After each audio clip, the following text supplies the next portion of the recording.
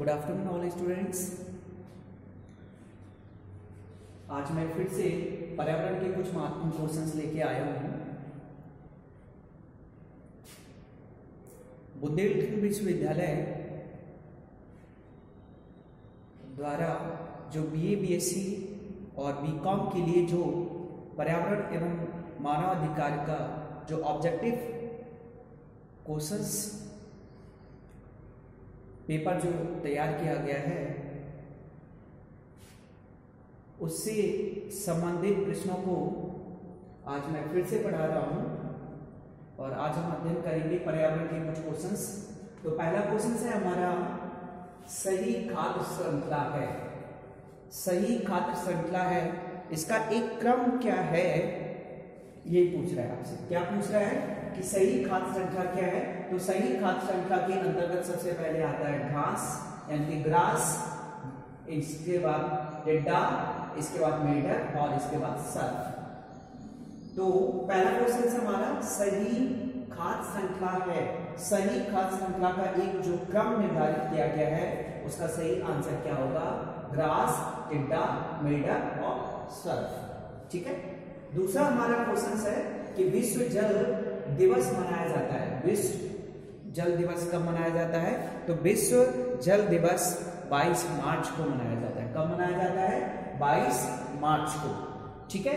तीसरा हमारा क्वेश्चन है, परिवार नियोजन को अपनाने वाला पहला देश कौन सा है। परिवार नियोजन को अपनाने वाला पहला देश कौन सा है। तो परिवार नियोजन को अपनाने वाला पहला जो देश है वो है भारत।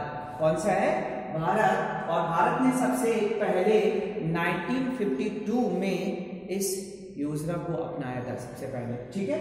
आगे तीसरा क्वेश्चन है हमारा, तीसरा के बाद नेक्स्ट चौथा क्वेश्चन है हमारा, भारत में प्रथम जनगणना कब करवाई गई थी। भारत में प्रथम जनगणना कब करवाई गई थी। तो इसका आंसर है 1872। 1872 में पहली बार भारत में जनगणना करवाई गई थी। कब करवाई गई थी, 1872 में सबसे पहले भारत में जनगणना करवाई गई थी। ठीक है। आगे नेक्स्ट क्वेश्चन है हमारा, रेड क्रॉस के संस्थापक है। रेड क्रॉस के संस्थापक कौन है। तो रेड क्रॉस के जो संस्थापक हैं वो हैं J.S. डूनॉट। कौन है, J.S. डूनॉट, रेड क्रॉस के संस्थापक। ठीक है। आगे नेक्स्ट क्वेश्चन देखते हैं, भारत में श्वेत क्रांति के जनक कौन है। भारत में श्वेत क्रांति के जनक कौन है। तो भारत में श्वेत क्रांति के जो जनक है वो है वी कुरियन। कौन है, वी कुरियन। ठीक है। भारत में श्वेत क्रांति की जो जनक है वो है वी कुरियन। ठीक है।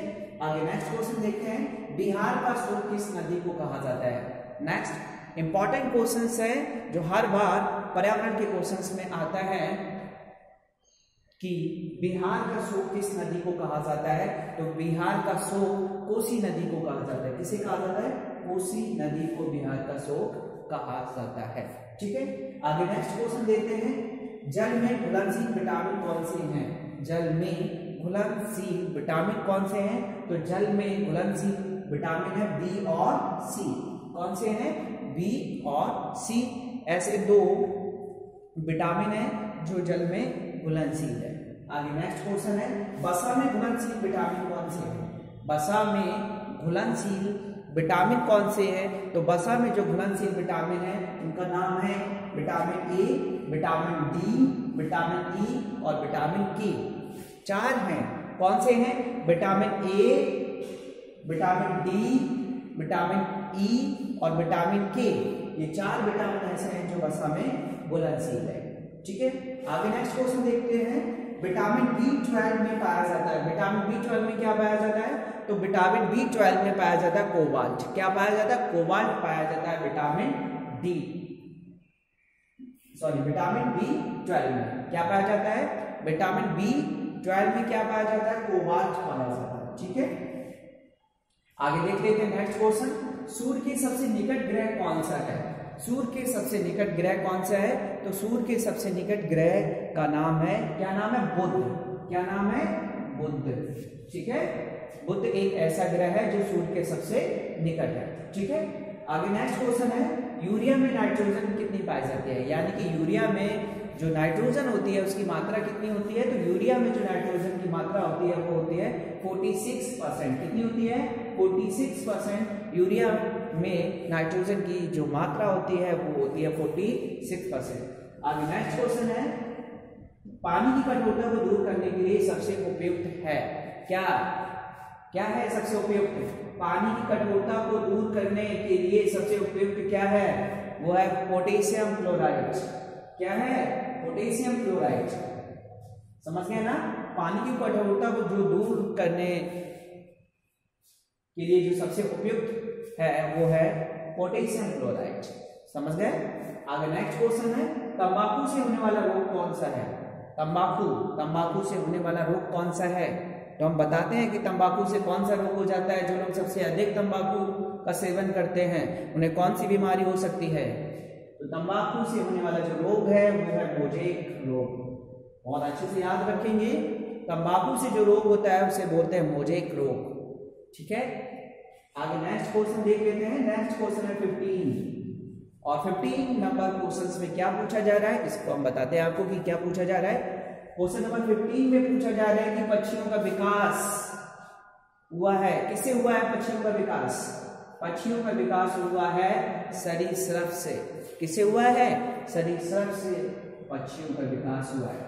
ठीक है, याद हो गया होगा एक आप लोगों को कि पक्षियों का विकास हुआ है, किससे हुआ है? सरीसृप से हुआ है पक्षियों का विकास। ठीक है, आगे नेक्स्ट क्वेश्चन देखते हैं, हंसने वाली गैस कौन सी है? हंसने वाली ऐसी कौन सी गैस है जिससे आपको बहुत ज्यादा हंसी होती है, हंसी आने लगती है? तो ऐसी कौन सी गैस है? यानी हंसने वाली जो गैस है उसे बोलते हैं नाइट्रस ऑक्साइड। क्या बोलते हैं? नाइट्रस ऑक्साइड एक ऐसी गैस है जिसके छिड़काव से व्यक्ति हंसने लगता है। क्या करने लगता है? हंसने लगता है। ठीक है, हंसने वाली गैस कौन सी है? नाइट्रस ऑक्साइड को हंसने वाली गैस कहा जाता है। ठीक है, आगे नेक्स्ट क्वेश्चन है, फलों को पकाने वाली गैस कौन सी है? यानी कि फलों को पकाने के लिए कौन सी गैस का यूज किया जाता है? कौन सी गैस का यूज किया जाता है? ऐसी कौन सी गैस है जिसका यूज फलों को पकाने के लिए करते हैं? तो उस गैस का नाम है एथिलीन। क्या नाम है? एथिलीन एक ऐसी गैस है जिसका उपयोग किया जाता है फलों को पकाने के लिए। ठीक है, आगे नेक्स्ट क्वेश्चन है, विटामिन ए की कमी से कौन सा रोग हो जाता है? यानी कि ऐसे व्यक्ति जिन्हें विटामिन ए की कमी पाई जाती है उन्हें कौन सा रोग हो जाता है? विटामिन ए की कमी से होने वाले रोग को क्या बोला जाता है? यानी विटामिन ए की कमी से होने वाले जो रोग है उसका नाम है रतौंधी। यानी कि उस व्यक्ति को रतौंधी की बीमारी होती है जिसे विटामिन ए की कमी पाई जाती है। ठीक है, आगे नेक्स्ट क्वेश्चन है, विटामिन सी की कमी से होने वाला रोग कौन सा है? विटामिन सी की कमी से कौन सा रोग हो जाता है? तो विटामिन सी की कमी से रतौंधी नामक रोग हो जाता है। कौन सा रोग हो जाता है? रतौंधी। सॉरी कौन सा रोग हो जाता है? विटामिन सी की कमी से कौन सा रोग हो जाता है? विटामिन सी की कमी से स्कर्वी नामक रोग हो जाता है। कौन सा रोग हो जाता है? स्कर्वी नामक रोग हो जाता है। कौन सा रोग हो जाता है? स्कर्वी नामक रोग हो जाता है विटामिन सी की कमी से। ठीक है, आगे नेक्स्ट क्वेश्चन है, अम्ल वर्षा होती है, कहाँ से होती है अम्ल वर्षा? कारखानों से होती है अम्ल वर्षा। कहाँ से होती है? कारखानों से अम्ल वर्षा होती है। कहाँ से होती है? कारखानों से। ठीक है, तो विटामिन सी की कमी से होने वाला जो रोग था वो था स्कर्वी।